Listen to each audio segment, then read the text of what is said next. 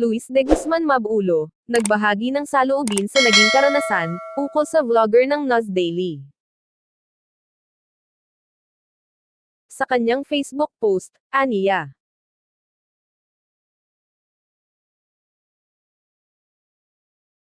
I've held my silence for 2 years, however in light of recent news, it's high time I break it. In 2019, NAS Daily had come to my town to cover my story on the Cacao project. At the time, I was a huge fan, watching his clips with my dad daily. At the time, I was gaining some press exposure and building up on opportunities thanks to UNEP's recognition of the work I do in my hometown for my farmers. It was enough that a friend, Shai Lagarde, had referred NAS Daily to us. My family took him and other content creators in as welcome guests, with typical hospitality we are known for. However, in so little time, I was disappointed to learn that the man I'd looked up to for years was not the bearer of good news he'd misled his followers to believe he was. I watched him imitate and mock the local accent and language, vocalizing Tagalog-sounding syllabic phrases saying it sounded stupid. He repeatedly said that the people of my hometown, poor, farmers are so poor, why are Filipinos so poor? He said no one wants to hear about farmers or farms, it's not clickable viewable content. He didn't care about making change or shedding light on real issues, he only wanted content, a good, easy story to tell that would get him more Filipino views. He even joked at the start of the day that all he needed was to put Philippines in the title, and he'd rack in millions of views and the comments would come flooding with brainless, Pinoy pride comments.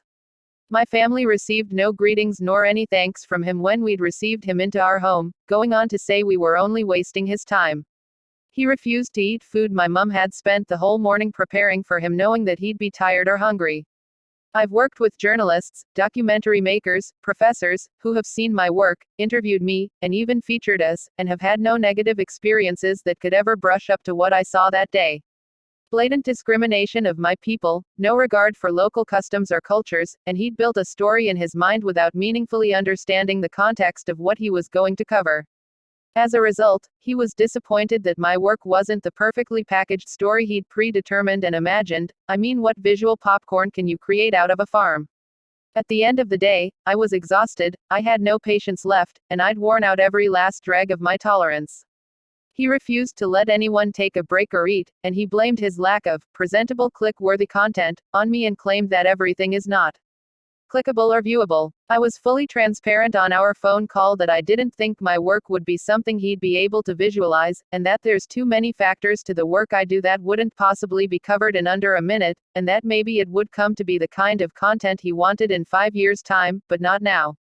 In his story, he assumed that I'd replaced coconuts with cacao, when in reality, this was unrealistic and absurd, and not the goal of my venture, which is to diversify income streams for farmers. We mutually agreed it was best he should just leave. And now, he has overstepped and had the audacity to do the same to whang and the Butbot tribe. Yet I still see Filipinos defending NAS despite the statements from Gracia, a fully able-bodied representative of her tribe and of Apa Whang, our most revered and iconic artist. Gracia, you did what I never had the courage to do until today, and if you ever read this, you are not alone in your experience. I stand with you, and hope you can get justice and the compensation your tribe deserves from exploitative content creators. The fact that he refused to take down the course until Gracia took her post down is a clear sign of systematic silencing, and the hope that they want to continue their money-making from our culture. And now, his response to the issue illustrates a video of Apa Whang signing a dubious contract, the same strategy colonizers used to mislead indigenous people to sell off their land, happening now action in the 21st century, except instead of land, it's data and content and tradition being sold. Filipinos should stand together on this. We are not content to be exploited. We are not culture to be capitalized. We are not people to be romanticized. Or poverty to set the scene for benevolent saviors. We are more than what the world thinks of us. People like NAS Daily are the new wave of colonialism in today's world, and I've been silent since 2019, but I cannot for the life of me sit silently any longer over this. I've threaded this into my message for years: support local farmers, take action to aid marginalized groups, protect the vulnerable and empower them to stand for themselves too. We can only ever set the ground and pave the way for others. This has always been my belief, and ever since this experience, I have been mistrustful of anyone who would want to cover or feature what I have done. I have looked at everyone with more suspicion, and I resolved myself to hold no tolerance for affronts of this nature because I refuse to expose the people I care about to discrimination or exploitation in this way, and I have absolutely no filter for anyone who tries to anymore. Gracia had the steel to do what I couldn't back then, to call out the injustice brought about by exploitative behavior NAS Daily had normalized, and her people did not deserve. And now I speak up to amend my silence and put this resolve into action. Let's support our kababayans and rid ourselves of neocolonialism or colonial mentality. NAS chases Filipinos for content because he knows his validation of our country gives him fame. We dictate the tide. We dictate the trend and virality.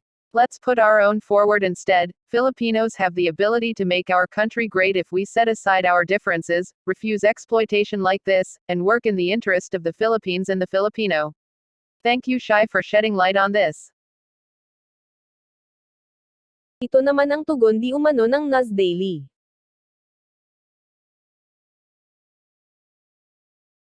Dear Louise, I have also kept my silence for 2 years out of respect to you. But I can't let you share falsehoods on the internet for free. I was very inspired by your story. In fact, I was so inspired by what you achieved that I flew in from Singapore to the province in the Philippines just to support you. As you can see in the picture, we are trying to tell the world about your story. By the way, no other media did that. They just report from their fancy offices. But we wanted to go the extra mile for you.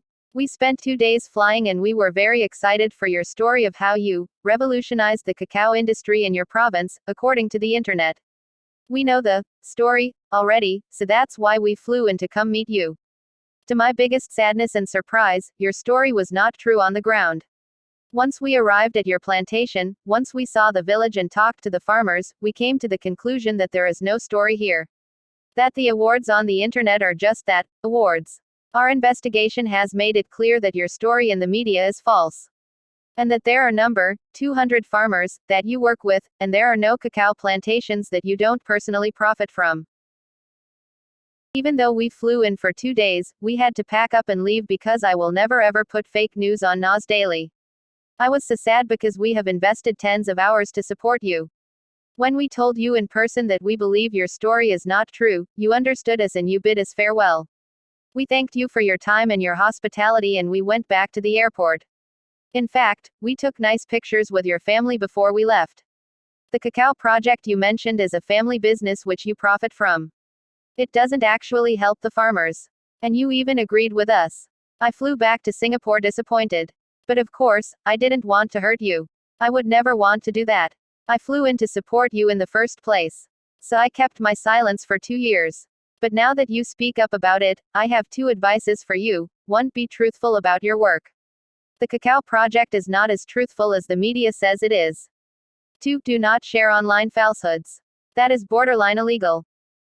From making NAS Daily, I have learned that sometimes good intentions do go unnoticed. In fact, good intentions get punished sometimes. But examples like yours will never stop us from believing in the good of humanity. We will continue to support the Philippines and we will continue to promote people who need their story told. Hopefully one day, I can come back and tell your story again. You are, after all, an inspiring individual. Ano ang masasabi nyo dito? Just leave your comment. Paki-like na din at mag-subscribe.